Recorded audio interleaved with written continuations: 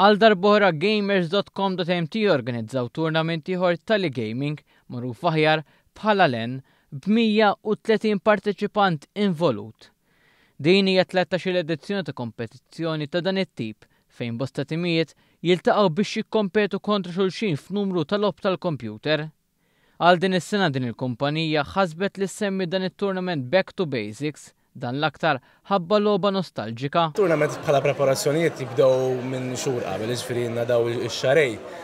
Nippreparaw nfittxu sponsors, nikkuntattjaw venues, nikkuntattjaw it-timijiet min ħajħu sem. Kif qed tara hekk għandna kompetizzjoni ta' 130 ruħ. Darba minna ġus logħbiet waħda League of Legends li hija logħba moderna u ddeċidejna nagħmlu logħba antika bħala nostalġija li hija Call of Duty 2. U irnexxinna naqdu 12 tim fuq Call of Duty u 10 timijiet fuq League of Legends.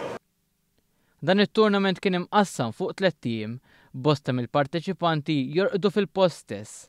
Kerstin spjegalna wkoll li lan ta' avveniment bħal dan huwa li jżomm l-esports kull ma jmur aktar attiv u popolari f'pajjiżna.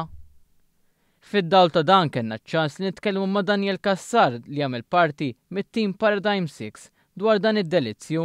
Jiena ili nilgħab f'dan l-esports mid-2007, bdejtu bħala hobby. Ma' żmien dejjem titjieb tintaqa' ma' nies ġodda ovvjament. U għajna minn hobby ġie bħala xi ħaġa ta' kuljum. Daniel spjegalna wkoll kif il-pjanijiet tat-tim tagħhom huma ambizzjużi e kif it-training li jagħmlu ta' kuljum fil-ħin liberu tagħhom qed iwassal għal suċċessi f'pajjiżna blan tagħhom ikun li dan jiġi estiż fuq bażi internazzjonali u jagħmlu ġieħ lil pajjiżna f'din l-industrija li kull ma jmur qed tikber.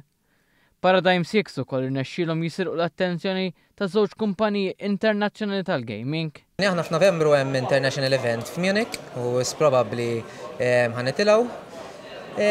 Ġejna sponsored minn żewġ kumpaniji barranin li aħna l-omneka team f'Malta li ġejna sponsored kif qedlek minn 2 international brands u nimxu minn hemmhekk, naraw daqsxejn x'nistgħu nagħmlu l qudiem.